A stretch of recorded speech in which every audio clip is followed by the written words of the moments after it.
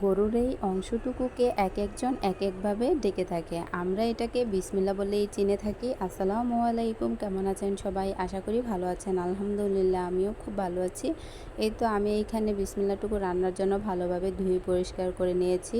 এখন আমি রান্নার জন্য একটি প্যান দিয়ে দিলাম, আর এইখানে আমি পরিমাণ মতো তেল দিয়ে নিব।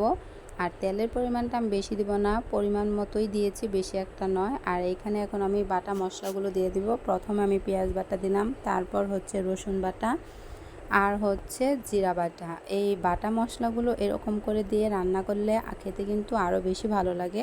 তারপর আমি আদা বাটা দিলাম, আর এইখানে এখন গুঁড়া মশলাগুলো আমি অ্যাড করে দিব।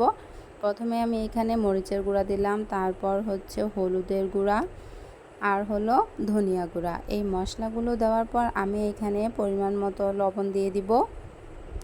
লবণটা দেওয়ার পর আমি মশলাগুলো খুব ভালোভাবে কষিয়ে নেব, তার জন্য আমি পরিমাণ মতো একটু পানি দিয়ে নিলাম।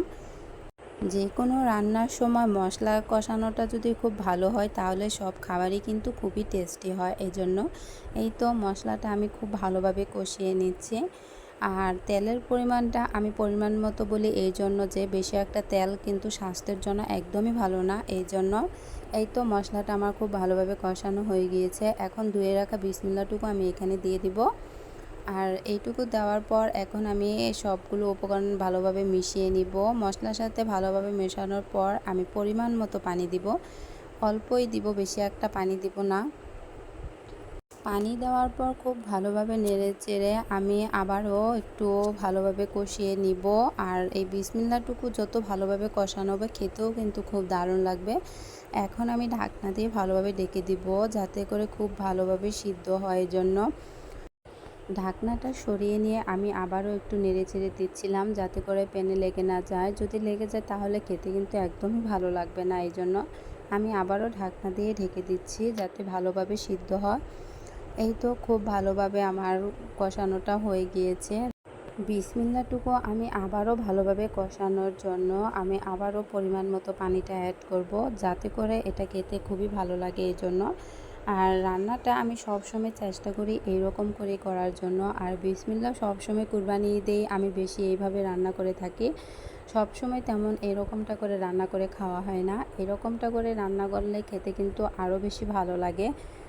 রান্নাটা শেষ হওয়া পর্যন্ত আমি অপেক্ষা করব, যাতে খুব সুন্দরভাবে রান্নাটা আমার শেষ হয়। এই তো একদম পারফেক্টলি আমার রান্নাটা হয়ে গিয়েছে।